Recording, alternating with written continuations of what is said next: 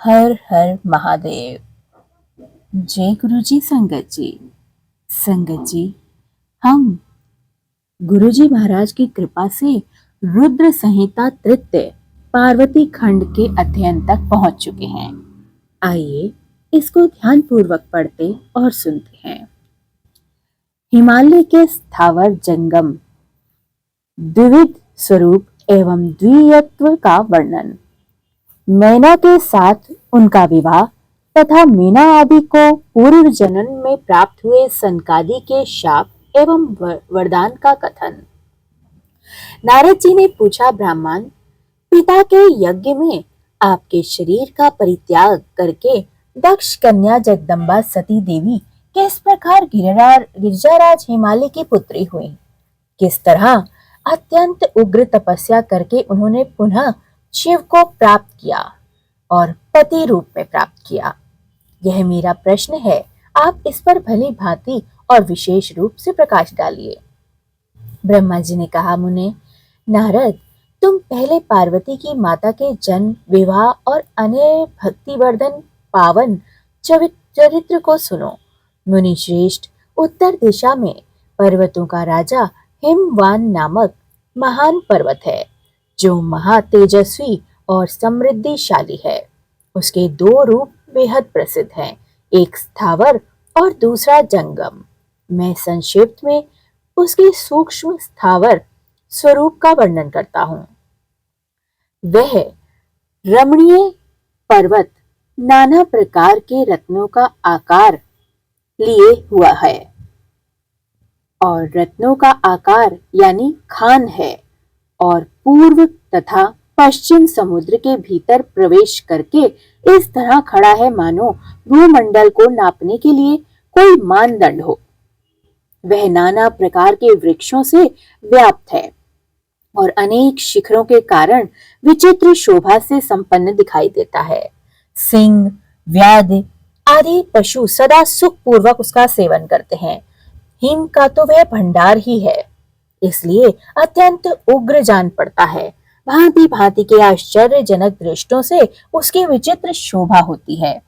देवता, ऋषि, सिद्ध और मुनि उस पर्वत का आश्रय लेकर रहते हैं। भगवान शिव को यह बहुत ही प्रिय है। तपस्या करने का स्थान भी यही है। स्वरूप से वह अत्यंत पवित्र और महात्माओं को भी पावन करने वाला है। तपस्या में वह अत्यंत शीघ्र सिद्धि प्रदान कराता है। अनेक प्रकार के धातुओं की खान और शुभ है। वही दिव्य शरीर धारण करके सर्वांग सुंदर रमणीय देवता के रूप में भी स्थित है। भगवान विष्णु का अविकृत अंश है, इसलिए वह कैलाश राज साधु संतों को अधिक प्रिय है। एक समय गिरिवर हिमवान ने अपनी कुल परंपरा की स्थिति और धर्म की वृद्धि के लिए देवताओं तथा पितरों का हित करने की अभिलाषा से अपना विवाह करने की इच्छा की।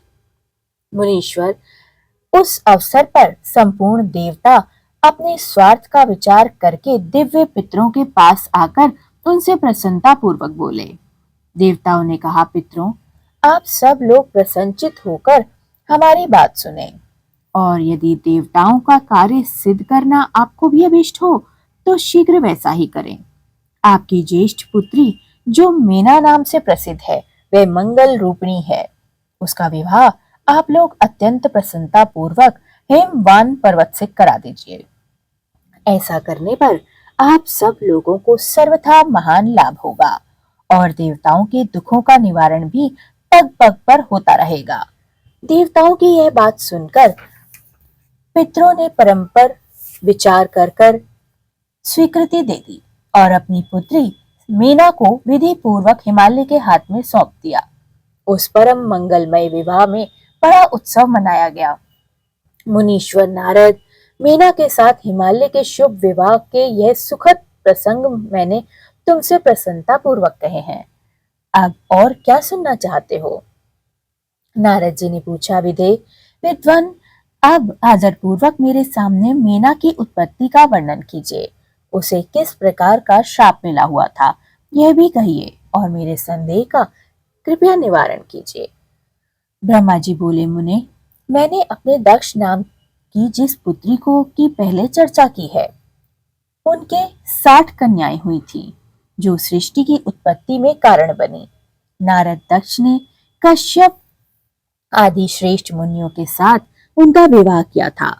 यह सब वृतांत जो तुम्हें विदित ही है, अब प्रस्तुत विषय से सुनो।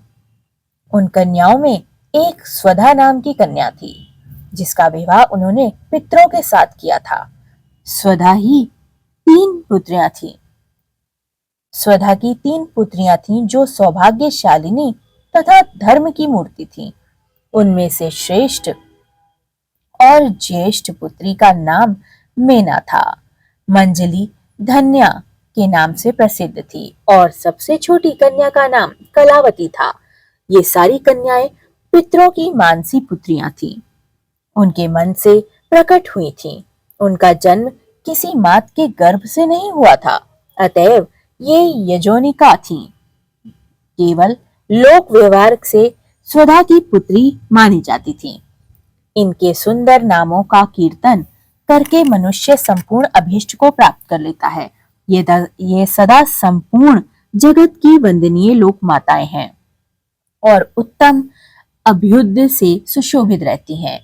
सब के सब परम योगिनी, ज्ञान निधि तथा तीनों लोकों में सर्वत्र जा सकने वाली हैं। मुनीश्वर, एक समय वे तीनों बहनें भगवान विष्णु के निवास स्थान पर श्वेत द्वीप में उनका दर्शन करने के लिए गईं। भगवान विष्णु को प्रणाम और भक्ति पूर्वक उनकी स्तुति करके वे उन्हीं की आज्ञा से वहां ठहर गईं। उस समय वहां संतों का बड़ा भारी समाज एकत्र हुआ था। मुने, उसी अवसर पर मेरे पुत्र सनकादि सिद्धगण भी वहां गए थे और श्री हरि की स्तुति वंदना करके उन्हीं की आज्ञा से वहां ठहर गए। सनकादि मुनि देवताओं के आदि पुरुष और संपूर्ण लोकों में वंदित हैं। वे सब वहां आकर खड़े हुए। उन सब समय श्वेत द्वीप के सब लोग उन्हें देखकर प्रणाम करते हुए उठ खड़े हो गए, परंतु ये तीनों बहनें उन्हें देखकर भी वहां से न उठी और बैठी रहीं। इससे संत कुमार ने उनको मर्यादा रक्षार्थ उन्हें स्वर्ग से दूर होकर नर स्त्री बनने का श्राप दिया।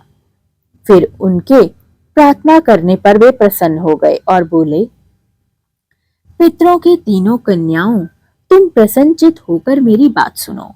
यह तुम्हारे शोक का नाश करने वाली और सदा ही तुम्हारे सुख को देने वाली है।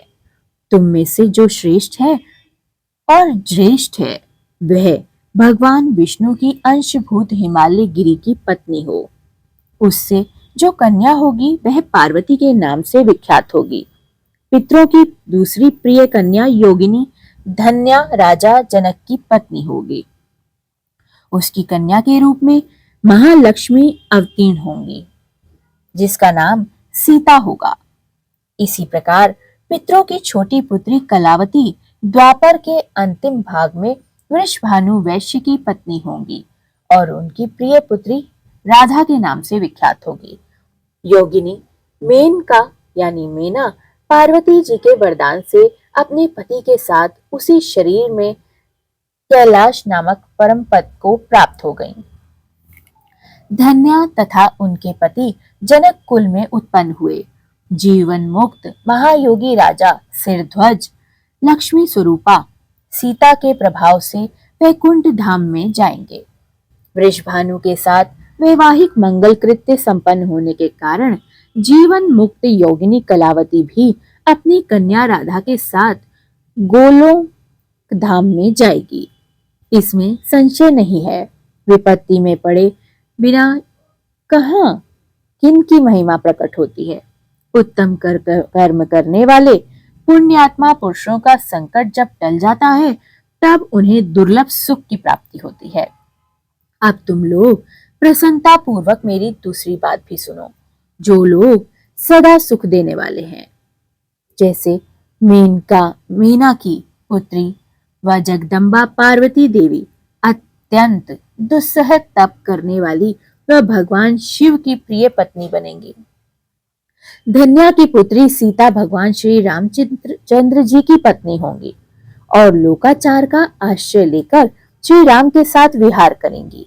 साक्षात गोलोक धाम में निवास करने वाली राधा ही कलावती की पुत्री होंगी। वे गुप्त स्नेह में बंधकर श्री कृष्ण की प्रियतमा बनी रहेंगी। ब्रह्मा जी कहते हैं, नारद, इस प्रकार श्राप के ब्याज से दुर्लभ वरदान देकर सबके द्वारा प्रशंसित भगवान संत कुमार जी मुनि भाइयों सहित वही अंतर्ध्यान हो गए।